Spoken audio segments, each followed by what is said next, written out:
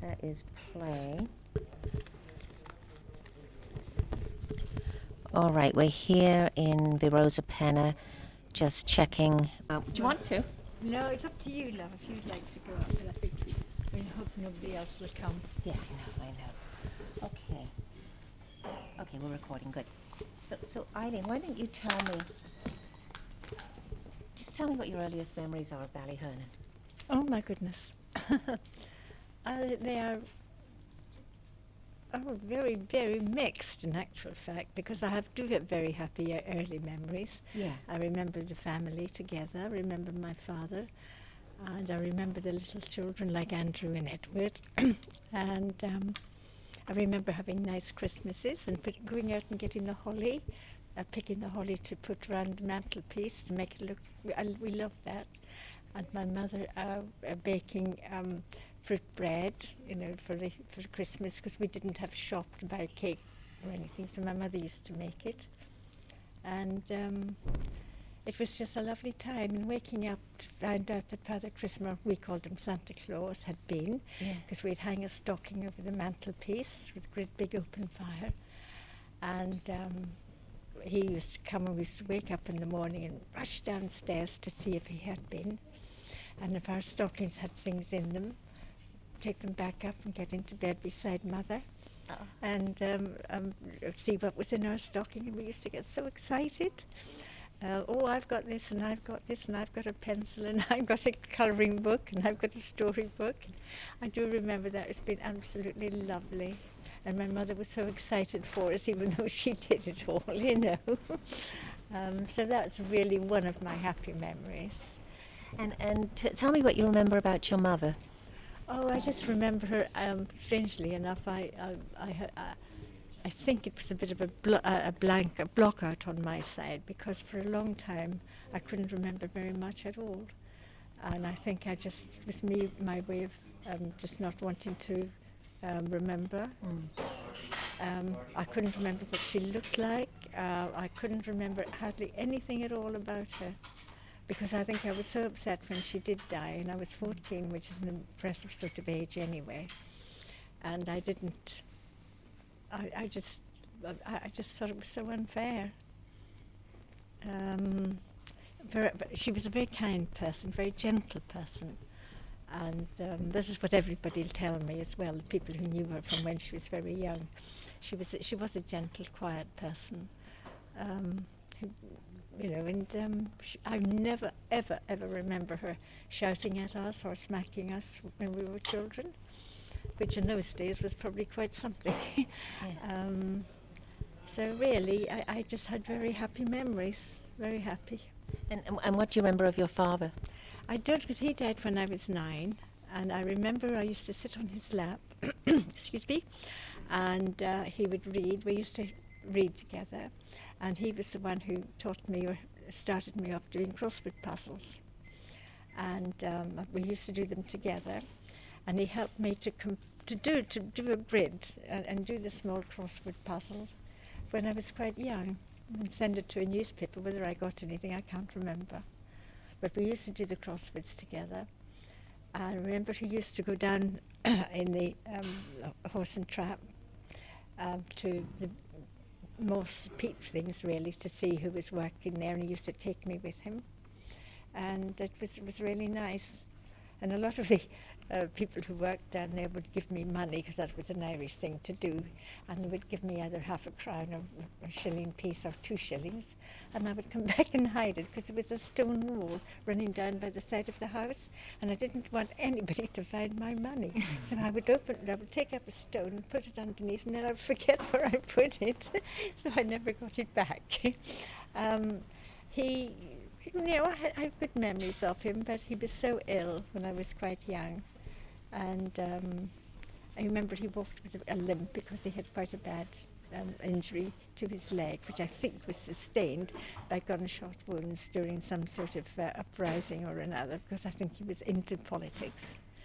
So where it happened, I don't know. Humphrey would know more about that than I do. But he did walk with a limp. He was an intelligent man. He went to the I think it was Trinity College in Dublin, studying to be a vet.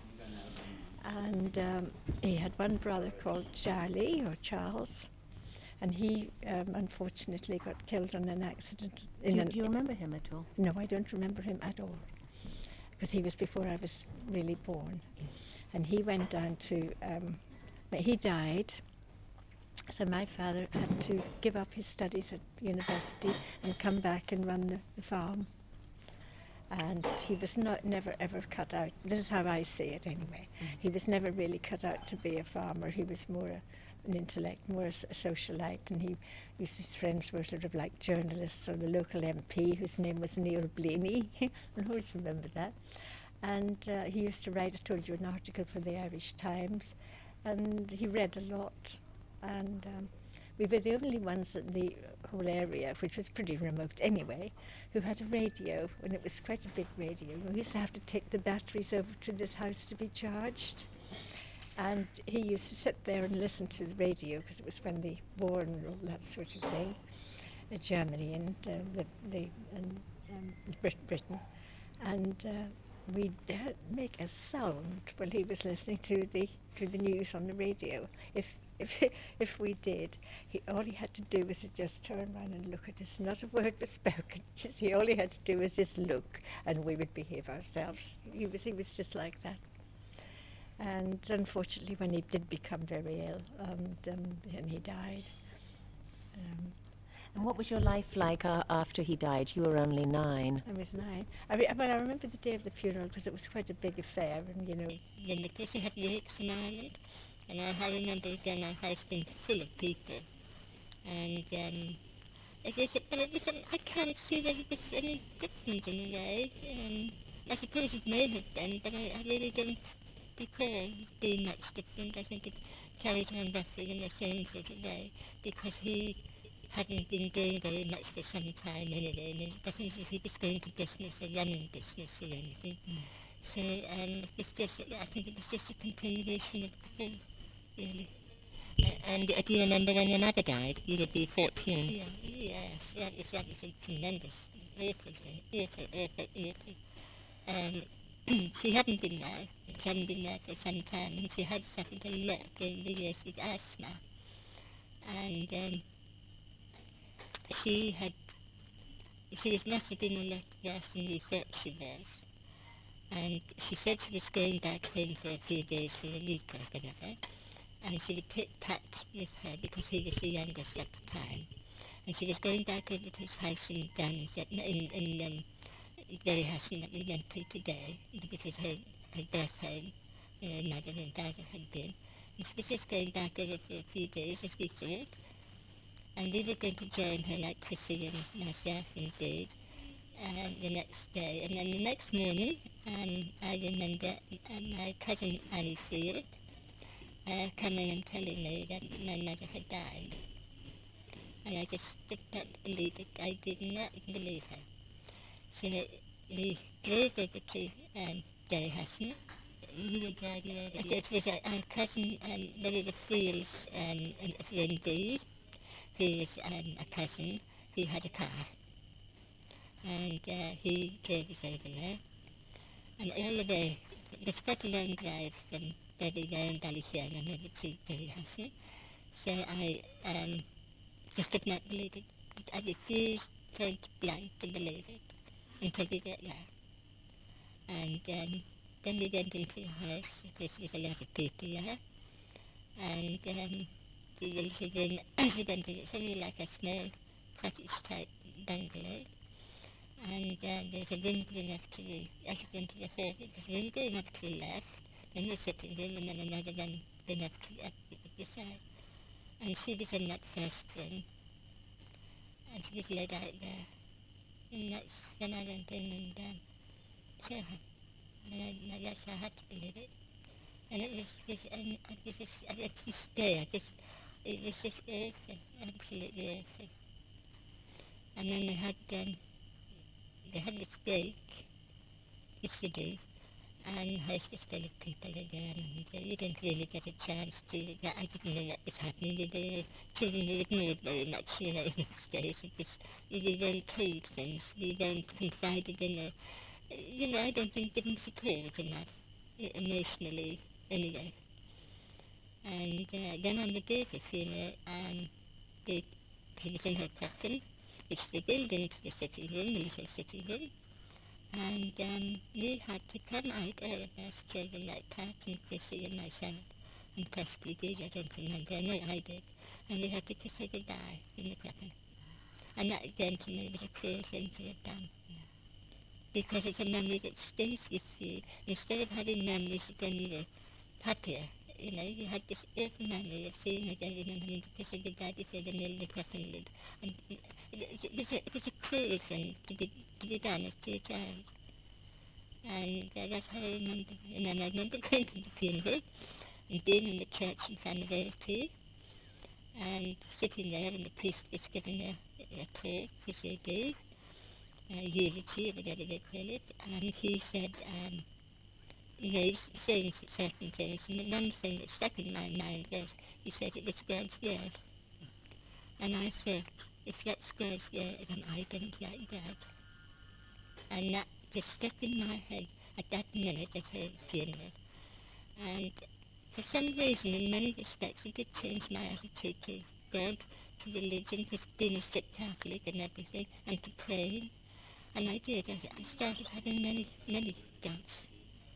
Because he shouldn't have said that, And I thought, well, he just made pretty cruel if that was his will, for it to happen.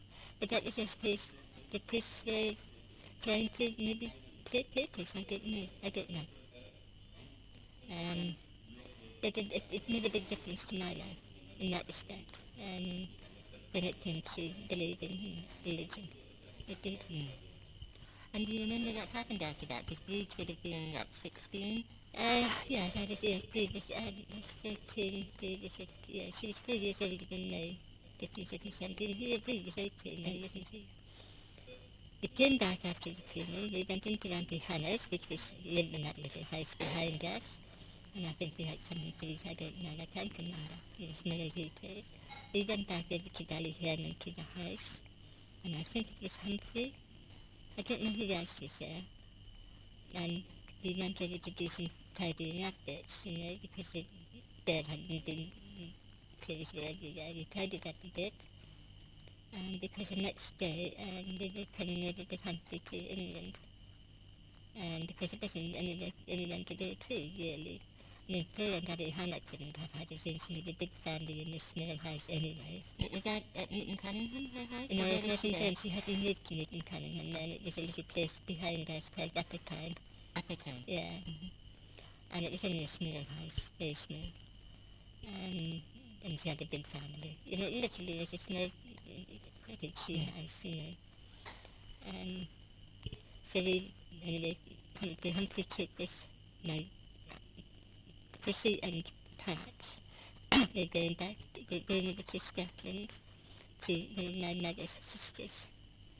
And Humphrey... Was that Mary? I don't know which one. I think one of them was Maggie, and I can't remember the name of the other one. I can't remember. I know there was 2 aunts. Yeah. Not to worry, Chrissy. Yeah. And they, Humphrey brought me back over to England with him. And Breed too?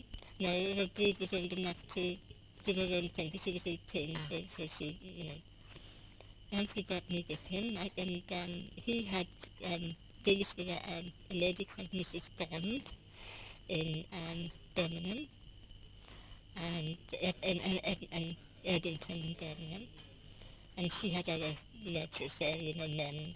My cousin Humphrey was there, and there was other people. He brought me back, and she gave me this nursery room to have by myself, and Humphrey was just utterly fantastic to me. He really was. He treated me, he looked at me, he told me when to go to bed, couldn't do that, or he just told me when to bed, Eileen, and I would go. I mean, I just, obeyed him so much, because, and he arranged, because I had to go back to school, because in Ireland, in those days, you could leave school at 14, and in this country it wasn't, it was 15. So I had to go back to school. So they got me to go to it's called the Abbey School. Was this Loretta or just called the Abbey School? It's called the Abbey, yeah. And I went there and excuse me, a dry mouth.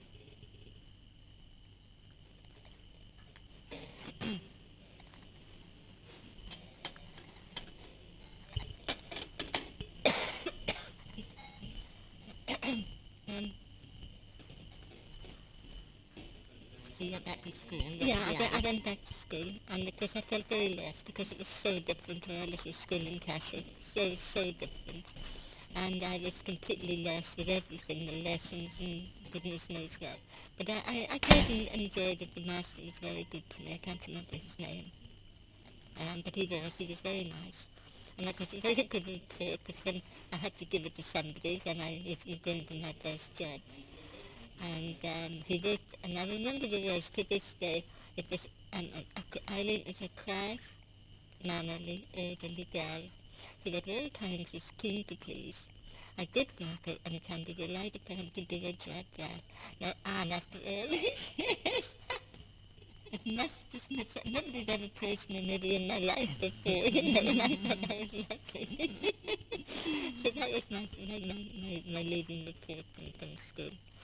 And then I went over to the Dunlop, which was a big factory. I think it was my brother or Humphrey Friel got me a job there, in the office. It was a big Dunlop, which you can imagine, was a big rubber producing factory.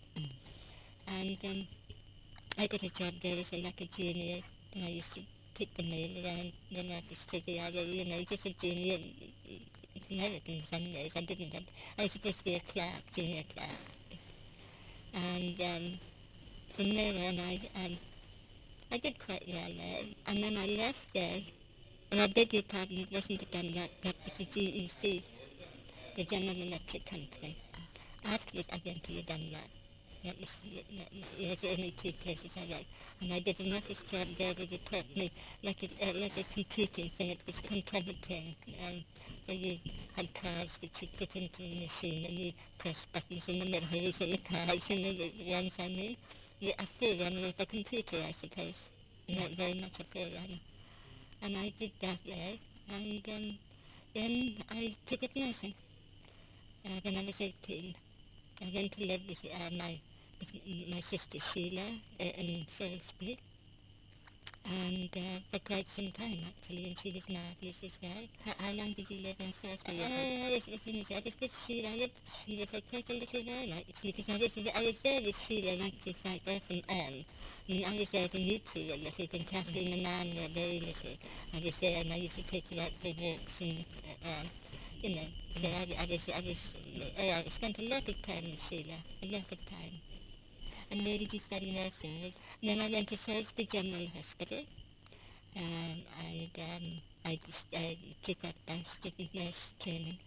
So you were living at Stanley Little Road while you were studying? No, I was in residence. We had a nurse's home there. I see. So I lived there.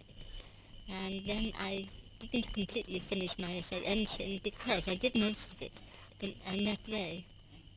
And I had other boyfriends, I suppose, but nothing serious. And then I met him, and then I got married when I was very young again. I was at 20, I think. And that's when we had to move from Seoul, because he was a student architect at the time. And he used to work he worked for the Ministry of Defence, so one of those war office things anyway. And he was stationed for a while in a place called Tidworth, and he used to go back to his parents in Trowbridge in Wiltshire, and he used to stay there for a while. And when Sheila, my sister, organised everything for my wedding, it was as if I was her daughter. She did, and she took me down to, she and Nanny Wright, who was Bill Wright's mother. They took me down to Bournemouth to a shop called Poppy's, which was a very, very nice store in those days, and to get my wedding outfit. And not the dress, because my mother-in-law Liz, Mum was a dressmaker and she made my dress for me. But we went down there and we bought because it was a November wedding, and Sheila and Nanny Wright came with me, and we got this lovely green, like green flecky tweed jacket and skirt, and a top coat to match, a three-piece matching suit.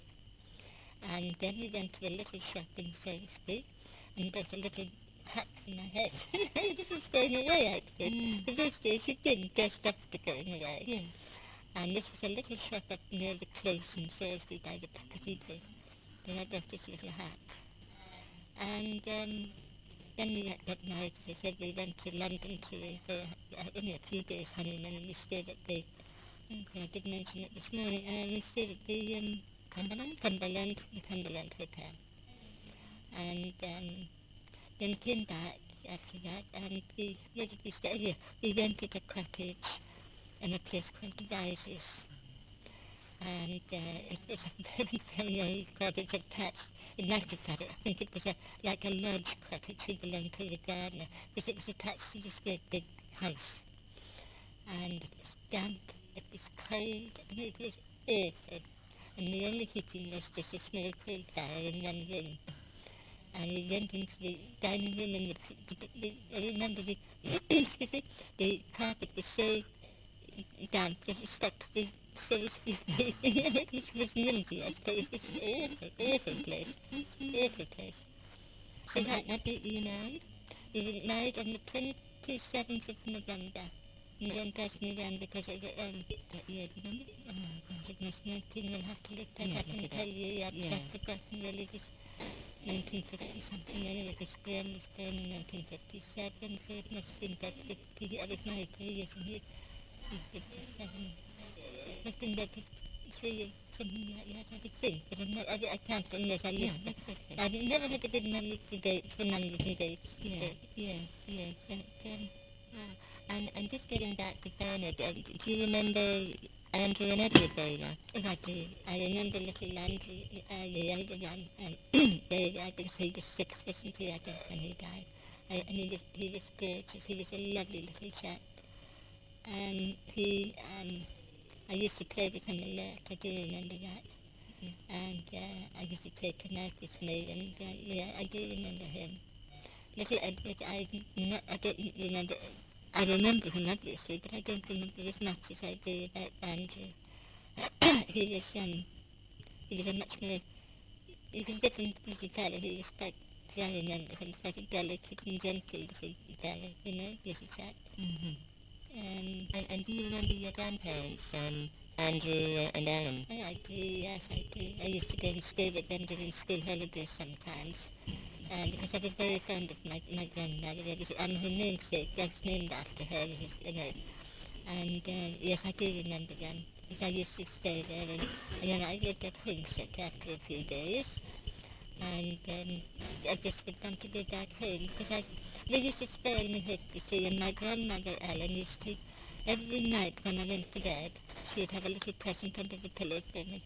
A little surprise. It might even be a hair ribbon or a new hanky or 2, 3 sweets or something, but there was always a present under my pillow, always. Yeah, I know, it was lovely. Yeah. She was a lovely person, I just loved her. And then when I did my confirmation or whatever it was, what they call dressed me, she provided the white dress and the veil and everything for me. Yeah. So I have happy memories of her. Yes. And Andrew, was he a farmer or a fisherman? Yeah, well, we didn't have much land where they were.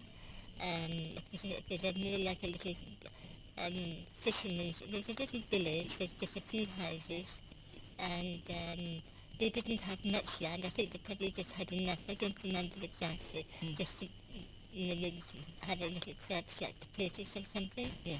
But he used to do fishing, yes. And we had quite a few people who worked on our farm when my father was alive, who lived in the fishing village called Ballyhwaisky. And they used to bring, because my father used to let them have half an acre or whatever it was of land on the farm, so that they could grow some crops for the road.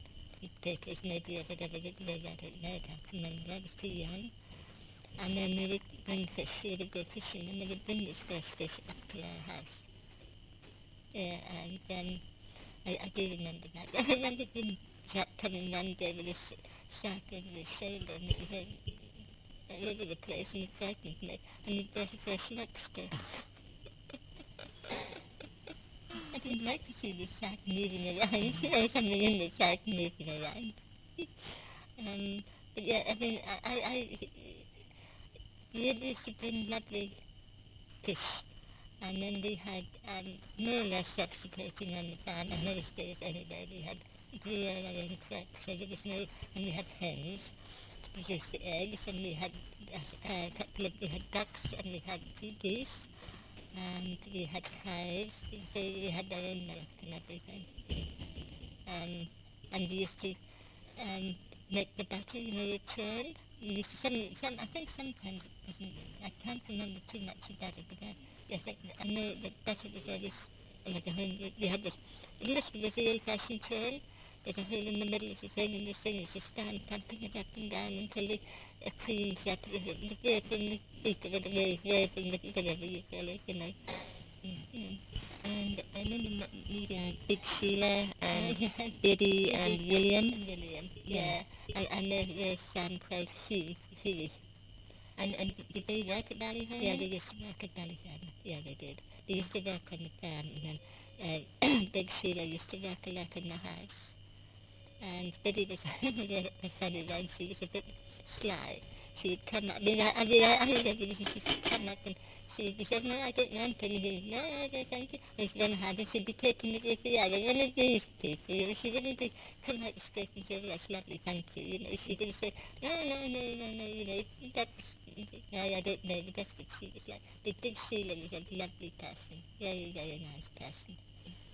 And she used to spend quite a lot of time in our house. Yeah. Do you remember your dog Jack? Oh, I do remember Jack, and Jack used to follow me around. He went over to, from our house we used to go across a tin barn, and we could cut across. And I would look round behind me, and there would be Jack, and he would throw himself down on all fours on his tummy, since I couldn't see him in case I told him to go back. And he was very protective. And there was a pram, I remember, outside the house with one of the little ones in it. It might have been Edward, I think, one of the babies, and Jack wouldn't leave that pram. He just sat there and guarded it. He was a huge guard dog, he really was. People wouldn't come to the house, He was only like a collie, really, but he was a real guard dog. Yeah. So I remember Jack. Do you remember your first communion or your confirmation? I don't remember my communion, no. But I remember my confirmation, but I don't remember much. Would that have been at Bannerbanty? No, that was at Mass Mount. Mm. Yeah, my communion would have been at Bannerbanty. But I don't remember us, because we were quite young when we had our first communion, and I don't remember a great deal. Yeah. So, good. Well, thank you, Eileen. Oh, thank you. I'll let you get to your appointment. 22 years. Oh, is it? Oh, yeah. So we're just... Sorry, I didn't...